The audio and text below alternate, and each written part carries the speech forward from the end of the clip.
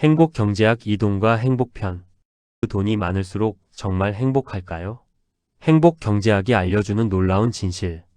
안녕하세요. 오늘은 누구나 한 번쯤은 해봤을 질문을 이야기해 보겠습니다.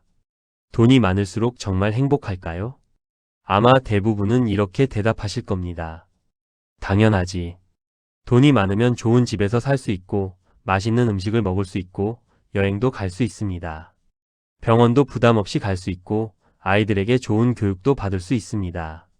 이렇게 생각하면 돈과 행복은 거의 같은 말처럼 느껴집니다. 그런데 이상한 일이 있습니다. 우리 사회는 과거보다 훨씬 부유해졌습니다. 평균 소득도 크게 늘었고, 생활은 훨씬 편리해졌습니다. 그런데 사람들은 예전보다 더 행복하다고 말할까요? 오히려 많은 사람들은 더 바쁘고 더 불안하며 더 외롭다고 이야기합니다. 왜 이런 일이 생기는 걸까요? 오늘은 행복 경제학이 이 질문에 어떻게 답하는지 함께 살펴보겠습니다. 잠깐 여기서 좋아요, 구독, 댓글 부탁드려요. 먼저 한 가지는 분명히 말씀드릴 수 있습니다. 돈은 행복에 매우 중요합니다. 가끔 돈은 행복과 상관없다 라는 말을 하는데 이것은 절반만 맞는 이야기입니다. 경제적으로 매우 어려운 상황에서는 돈이 행복을 크게 높입니다. 생활비 걱정을 하지 않아도 되고 병원비 때문에 치료를 포기하지 않아도 되며 내일 당장 생계를 걱정하지 않아도 된다면 삶은 훨씬 안정됩니다. 행복 경제학에서도 경제적 안정은 행복의 가장 중요한 출발점 가운데 하나라고 설명합니다. 문제는 그 다음부터입니다. 기본적인 생활이 가능해진 이후에도 돈이 계속 행복을 같은 속도로 늘려줄까요? 여기에서 유명한 경제학 이론이 등장합니다. 바로 한계 효용입니다. 말은 어렵지만 내용은 아주 간단합니다. 처음 얻는 것은 우리를 크게 행복하게 합니다. 배가 고플 때 먹는 첫 번째 빵은 정말 맛있습니다. 하지만 다섯 번째 빵, 여섯 번째 빵은 처음만큼 감동을 주지 못합니다. 자동차도 그렇습니다. 첫 번째 자동차는 생활을 완전히 바꾸어 놓습니다. 하지만 세 번째 자동차, 네 번째 자동차가 행복을 3배, 4배 늘려주지는 않습니다.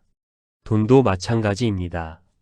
처음에는 삶을 크게 바꾸지만 어느 수준을 넘어서면 행복은 생각만큼 크게 늘어나지 않습니다. 경제학에서는 이것을 한계효용 체감의 법칙이라고 부릅니다. 그렇다면 왜 우리는 계속 더 많은 돈을 원할까요? 여기에는 인간의 심리가 숨어 있습니다. 우리는 절대적인 돈보다 상대적인 위치를 더 많이 보기 때문입니다. 예를 들어 보겠습니다. 연봉이 6천만 원에서 8천만 원으로 올랐습니다. 기분이 좋겠죠. 그런데 바로 옆 동료의 연봉이 1억 원이라는 사실을 알게 됩니다. 기쁨이 오래 갈까요? 아마 그렇지 않을 것입니다. 반대로 연봉이 크게 오르지 않았더라도 주변 사람들과 비슷하거나 조금 더 나은 상황이라고 느끼면 만족감은 더 커질 수도 있습니다. 행복은 통장 잔고만으로 결정되지 않습니다. 비교가 행복을 바꾸는 것입니다. 행복 경제학에서 자주 등장하는 이론 가운데 하나가 바로 이스털린의 역설입니다. 미국의 경제학자 리처드 이스털린은 흥미로운 사실을 발견했습니다. 한 나라가 가난할 때는 경제 성장이 사람들을 더 행복하게 만듭니다. 하지만 일정 수준 이상 부유해지면 국민 소득이 계속 증가해도 행복은 그만큼 증가하지 않는다는 것입니다. 왜 그럴까요? 사람은 새로운 수준에 금방 적응하기 때문입니다. 새 집으로 이사하면 행복합니다. 새 차를 사도 행복합니다. 하지만 몇 달이 지나면 그것이 일상이 됩니다. 다시 더 큰 집을 원하고 더 좋은 차를 원하며 더 높은 연봉을 원하게 됩니다. 이처럼 인간은 행복에도 익숙해집니다.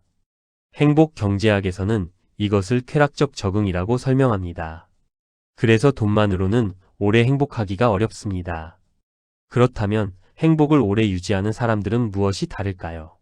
흥미롭게도 연구들은 비슷한 답을 보여줍니다. 돈보다 중요한 것은 경험입니다. 새로운 물건을 사는 행복은 생각보다 빨리 사라집니다. 하지만 가족과 함께 여행했던 기억은 오래 남습니다. 친구와 웃으며 보낸 시간도 오래 기억됩니다.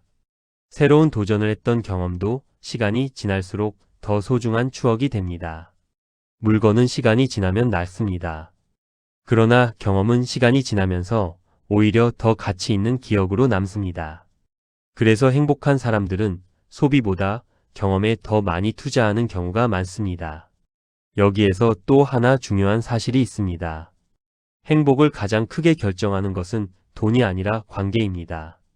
좋은 친구가 있고 믿을 수 있는 가족이 있고 사랑하는 사람과 함께 살아가는 사람들은 그렇지 않은 사람보다 훨씬 높은 삶의 만족을 보여줍니다. 생각해보면 우리 인생에서 가장 행복했던 순간도 대부분 사람과 함께했던 기억입니다.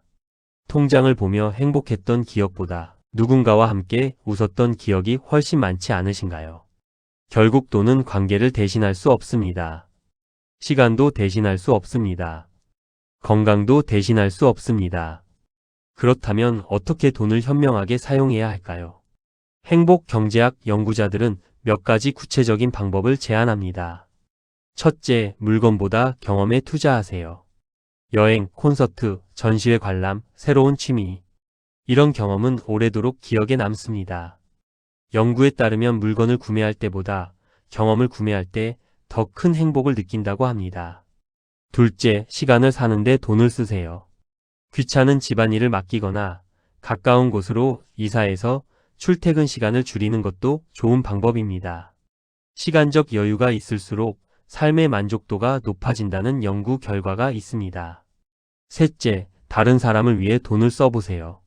선물을 하거나 의미 있는 기부를 하거나 식사를 대접하는 일. 이런 소비가 오히려 더 큰 행복을 가져다 줍니다. 넷째, 작은 즐거움을 자주 누리세요. 좋은 커피 한 잔, 가벼운 산책, 좋아하는 음악 감상. 일상의 작은 기쁨이 큰 행복을 만듭니다. 큰 돈을 한 번 쓰는 것보다 작은 행복을 자주 경험하는 것이 훨씬 효과적입니다. 결국 중요한 것은 돈의 양이 아니라 돈을 어떻게 사용하느냐입니다. 행복 경제학은 바로 이 점을 강조합니다. 돈은 행복을 위한 조건입니다. 하지만 돈이 행복 그 자체는 아닙니다. 이 책에서 가장 강조하고 싶은 것도 바로 이것입니다. 돈을 버는 이유는 돈을 모으기 위해서가 아닙니다. 더 좋은 삶을 살기 위해서입니다. 가족과 더 많은 시간을 보내기 위해서이고 건강하게 살아가기 위해서이며 자신이 하고 싶은 일을 선택하기 위해서입니다. 수단이 목적이 되는 순간 우리는 행복에서 멀어집니다.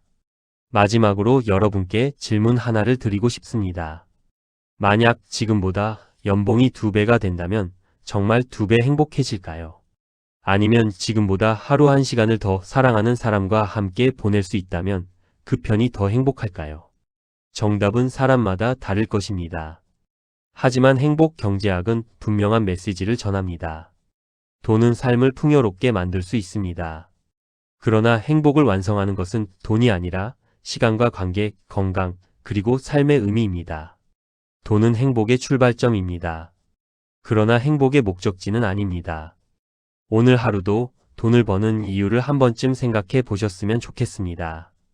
우리가 정말 원하는 것은 돈이 아니라 돈으로 만들어 갈 더 행복한 삶일지도 모르기 때문입니다. 시청해 주셔서 감사합니다.